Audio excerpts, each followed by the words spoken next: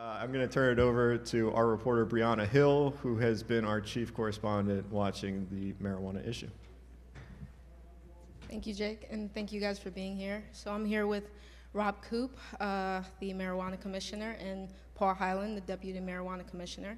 So Rob Coupe was appointed to the role in June of 2023 to implement the Delaware Marijuana Control Act and to regulate the state's cannabis industry. He's a seasoned law enforcement veteran, a long-time public servant.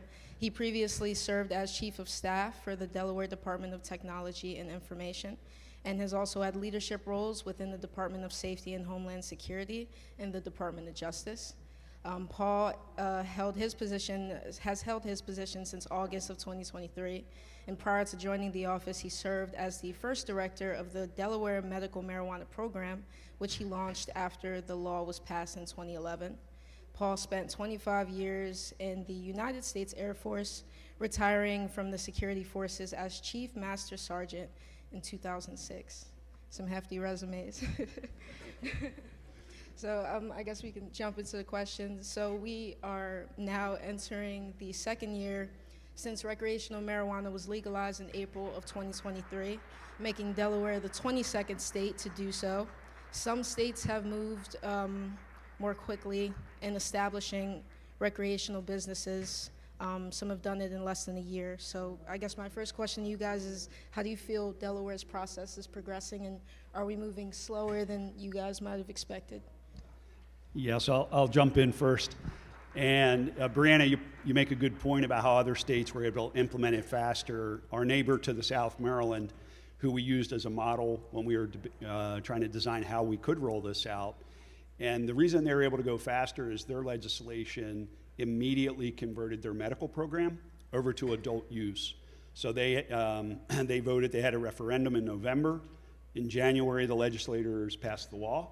And in July, they opened up their adult use market. That was in 2023. So there's been other states that have used that model, and they've seen the same type of movement as far as speed to sale, speed to market. In Delaware, you may recall, when it first came out, they actually created the Office of the Marijuana Commissioner completely separate and almost parallel to our medical program.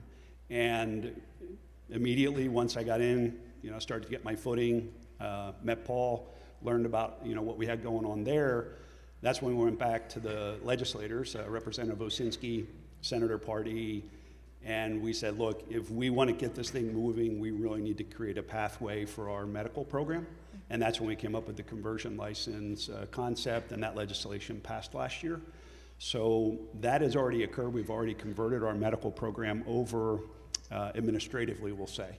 So they're ready to increase their cultivation, they're ready to increase their manufacturing, but we had to hold them back as far as adult use retail goes, because the agreement was that we wanted to get some of our new retailers up and running first. Mm-hmm. So that's why the Delaware model is a little different than some of those other states. Nice. And since you kind of mentioned it, we can kind of jump into that question. Medical marijuana has kind of been in the state for more than 10 years. And Paul, you're familiar with this topic. So how is it kind of balancing medical marijuana and the recreational business at the same time? Well, medical's got a different focus point. With medical, it's all about the health and safety message, which I brought with me to the adult use market. In adult use, a lot of places, it's all about potency and variety of products and things like that, which is important, the variety of products. So we're bringing all those same medical products to the adult use market, but with the safety and health focus that we had in medical. There's problems, throughout the country where someone will have accidental overconsumption, or some people call it an overdose, and we want to be able to prevent that through education and smart rollout of products that make sense for the consumers. Awesome.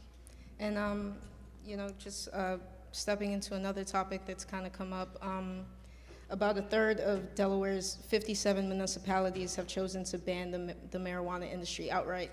from within their town limits, which significantly limits the options for licensees to set up recreational businesses.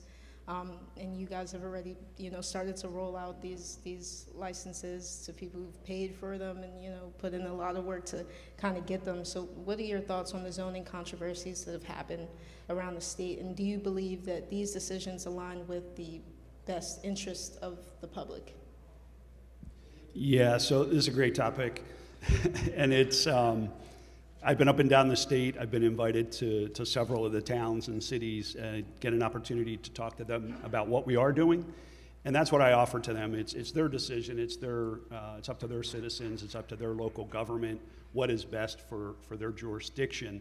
But some of the things that I point out to them is, because back up two things that folks often say to me when I go there. Seems like folks are either on this side or that side, not as many people in the middle, so to speak. But some folks will say to me, I don't like the smell of it, Coupe. It should have never been legalized. So that's their position. And then through ordinances or regulations, they kind of hope to ban it because they're against it. And what I point out to them is I said, okay, so right now you're smelling marijuana in your town or city. Folks are using it in your town or city. And they're like, yes, and I don't like it. I said, okay, that's not the regulated market. That's the illegal market. That market is going to continue to thrive because if the theory of the folks that, the legislators that moved this forward was that if you have a robust, legitimate, regulated market, that is the best way to impact an illegal market. So most citizens want to follow the law.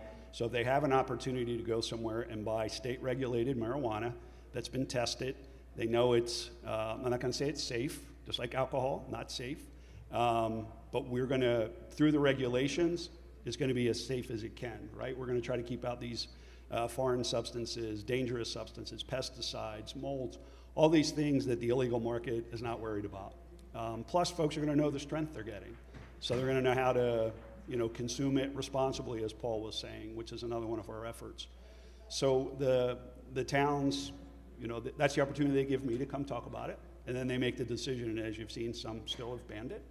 And that's what the legislators gave them that authority to do it.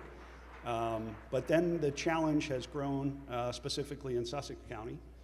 The ordinance that they passed was very rigid.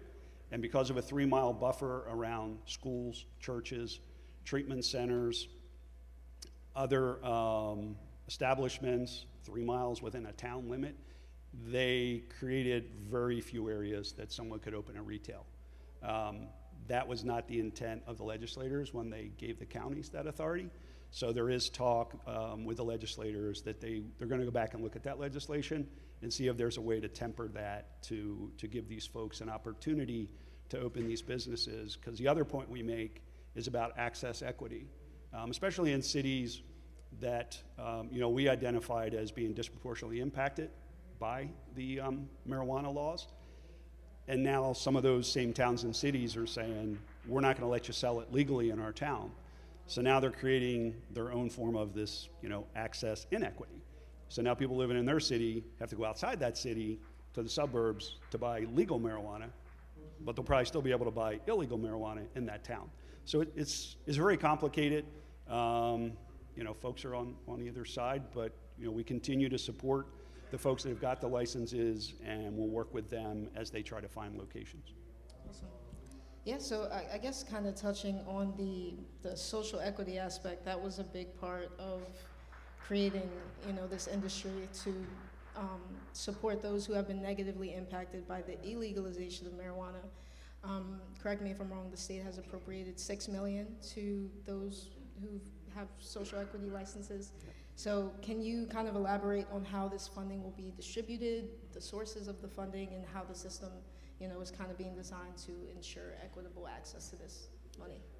Yes, as you pointed out, $6 million. So $2 million came through the bond bill. Members of the General Assembly put that through. So there's $2 million there to support a grant program for our social equity license program. And then through the conversion license process, an additional $4 million was raised. So that gives us about $6 million, and that will be used for a social equity grant program, which we're going to mirror after the EDGE grant program that the Division of Small Business does.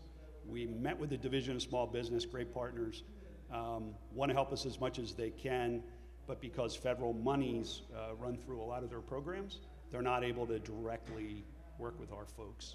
So we've met with them, they've given us the guidance.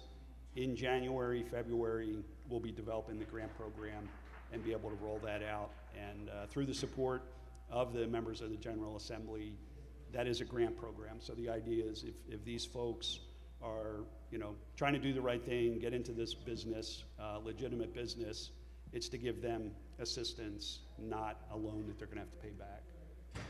Awesome.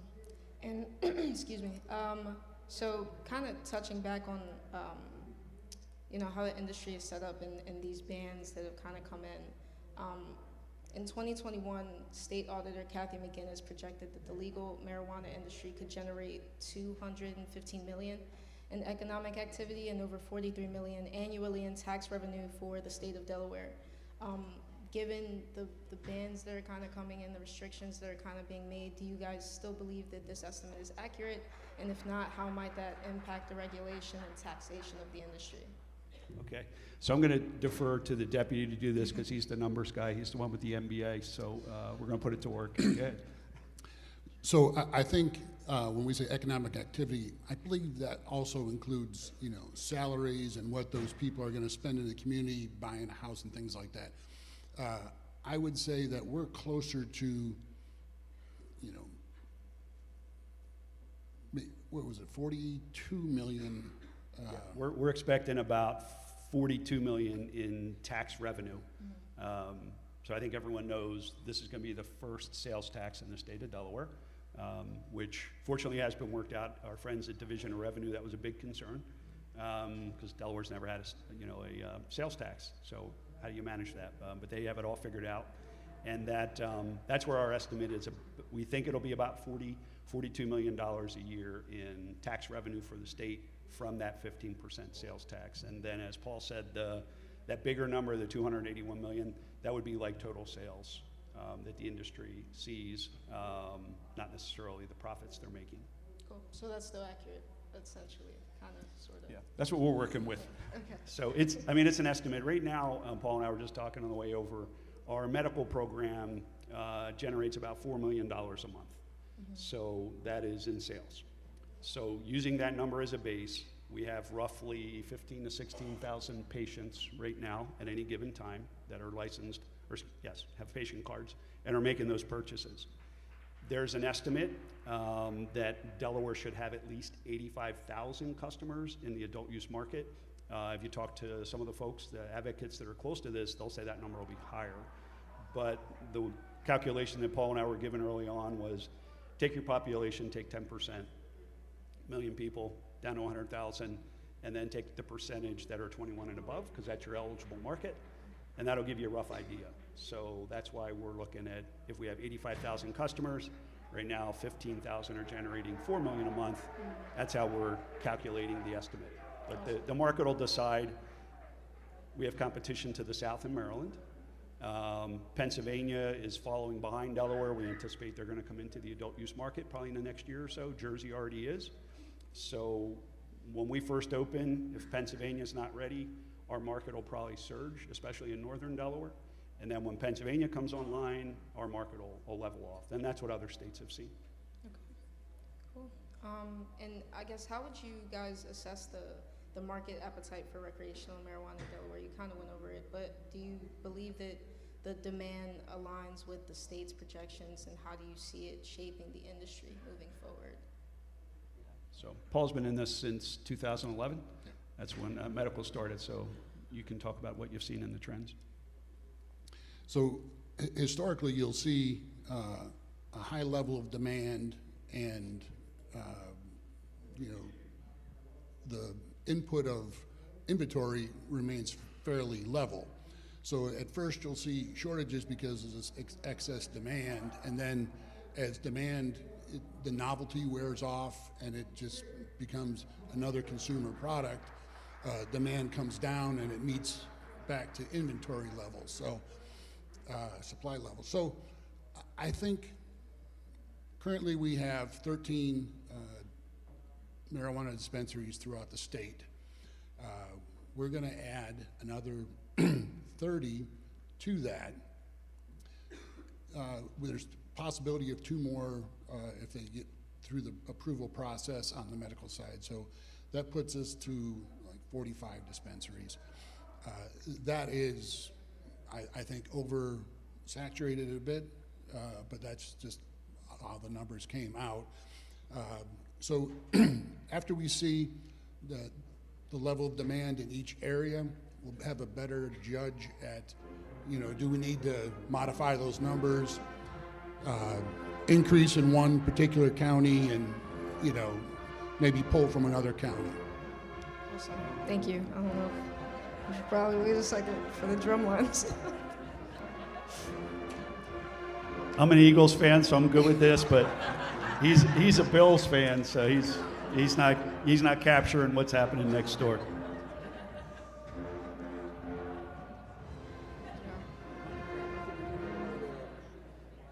All right.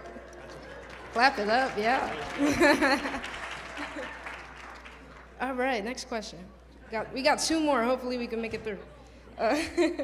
So some of the criticism that has come out of the marijuana industry is something you mentioned, the unregulated market, gas stations, corner stores, different small stores selling hemp products, Delta 9, that's still something that's going to be a community concern. So how is your office kind of working to kind of mitigate that? Yes, and it is. And that's something, as I started to connect with my peers across the country, quickly found out about what they refer to as the gray market. So that is where the 2018 Farm Bill legalized our farmers to grow hemp for industrial purposes, very good intent. There is a oil that's extracted from the plant, because it is the marijuana plant, the hemp plant, it's essentially the same plant, it's just the level of the THC Delta 9, which is the intoxicating thing that folks are after in marijuana.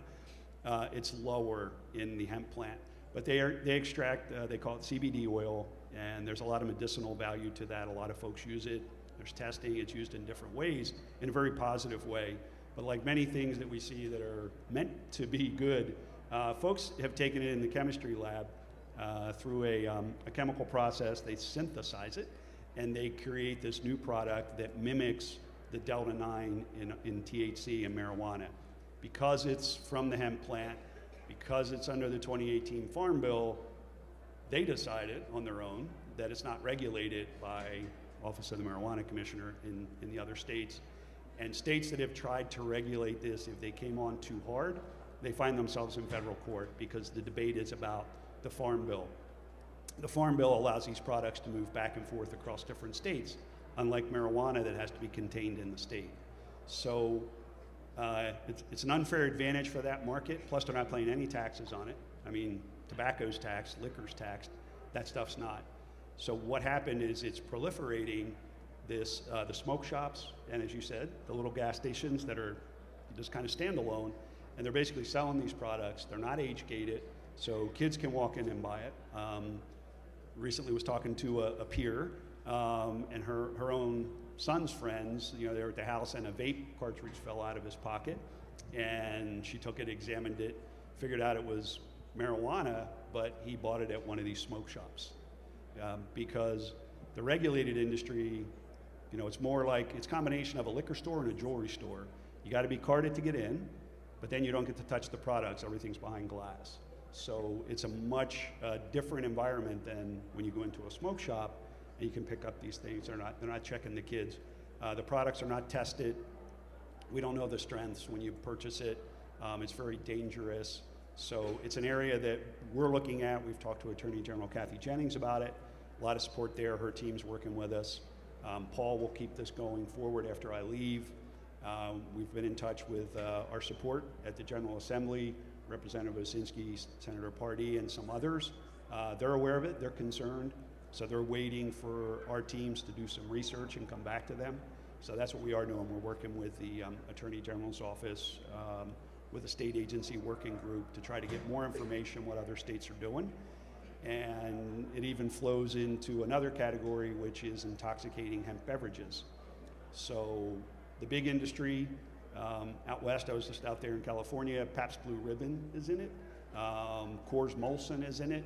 They want to get their products here in Delaware, and they're trying to navigate that. So there is a lot going on there. In the short term, in the interest of public safety and public health, Division of Alcohol Tobacco Enforcement is working with Department of Justice. They're going out to these places, seizing these products, which sometimes are being presented as marijuana. I mean, that's how brazen they've gotten. They're seizing the products, they're getting them tested, working with the Attorney General's office. They're doing cease and desist letters to try to get cooperation, which many have been. Some are not, and so they're exploring prosecution there.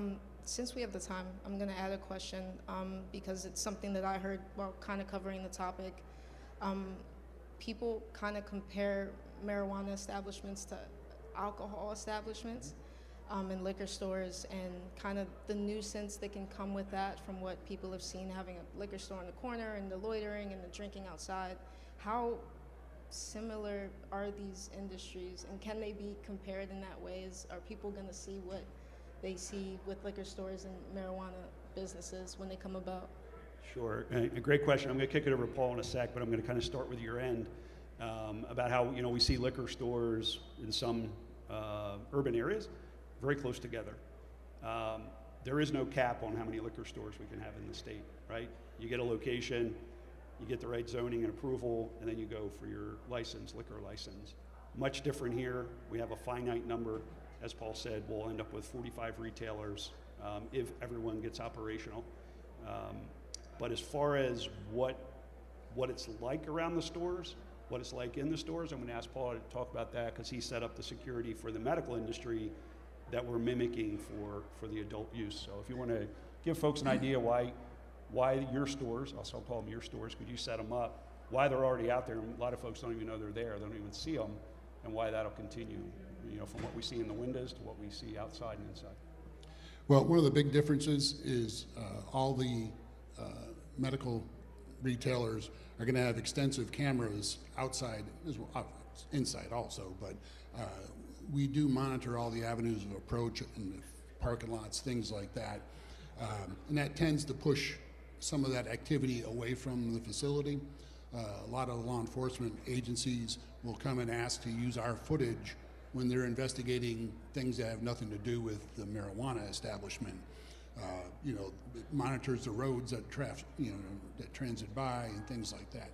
So a lot of that is pushed away just because of the security, and also the companies are going to take a more aggressive stance on not allowing that because the state will take action against them.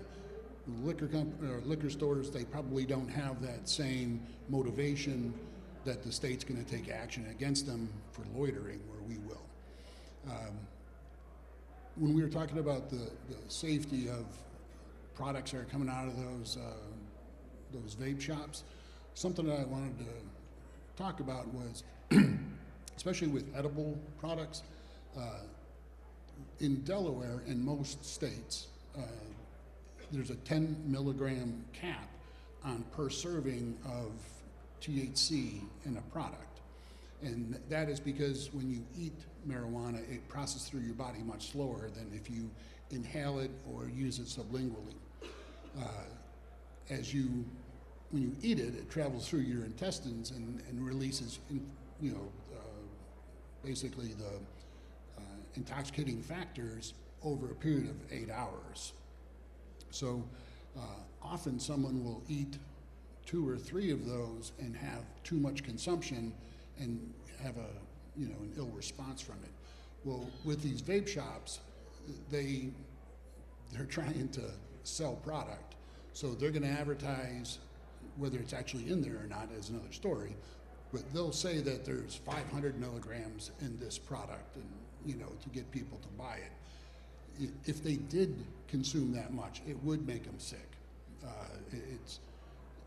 Most people don't have that kind of a tolerance for THC. So I would just caution folks that when you're making those purchases, stick with the regulated market because ours are tested. It goes through, rigorous testing on multiple stages of production, and that's where the safety is going to be. Yeah, and I would just, the inside of the store is much different than the liquor store experience as well. So, liquor store, you go in, you walk around, you pick up what you want off the shelf, you go up, you get to the counter. If you don't look old enough, they card you, you make your sale. In this industry, you get to the front, as soon as you come into the building, almost all the stores right now are operating with an armed security out front. That's a standard because it's an all cash business too right now. We didn't get into banking today, but that's a whole nother challenge.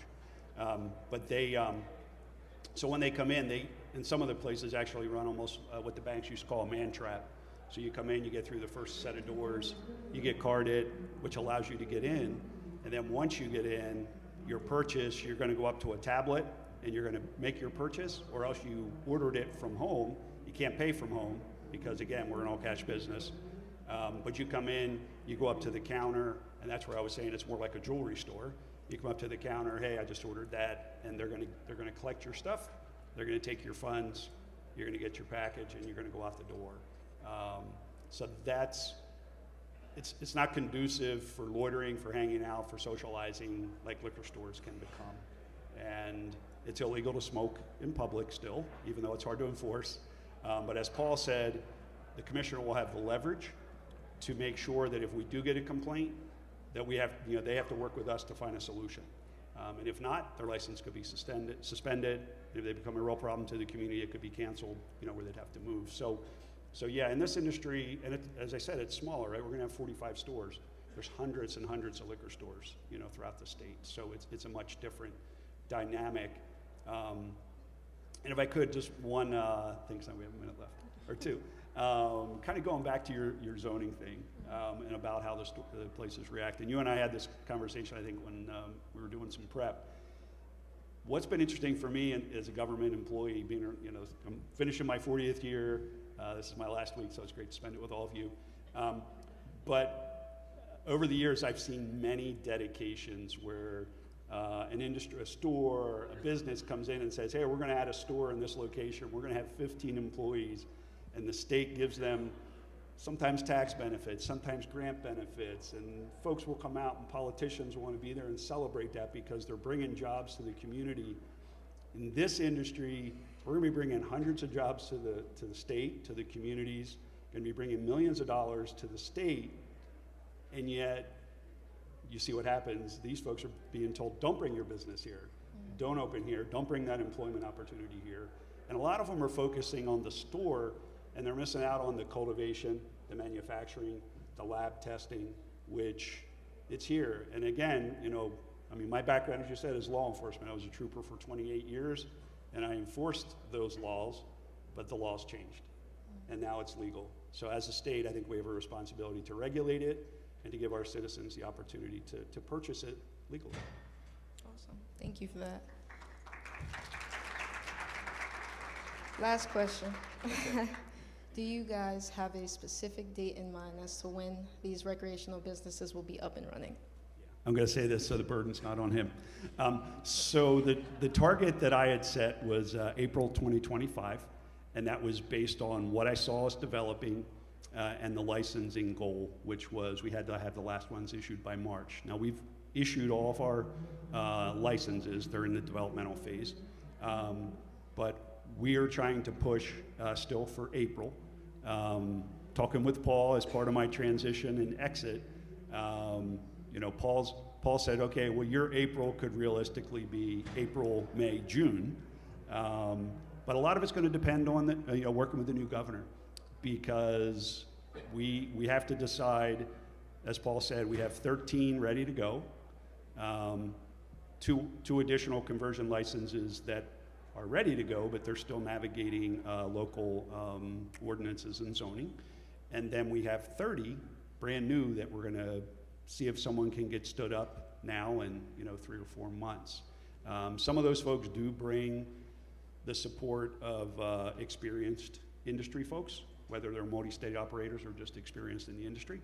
So setting up a retail front, I still think it's possible. but that's still the target. Was April. As I said, Paul wants to stretch it a little bit to say April, May, June. And since he'll be here, I'll defer to him. But that was what the team was pushing for, April. Awesome. That's it. Thank you. Thank you both for being here and speaking with me. We're going to transition into our next panel.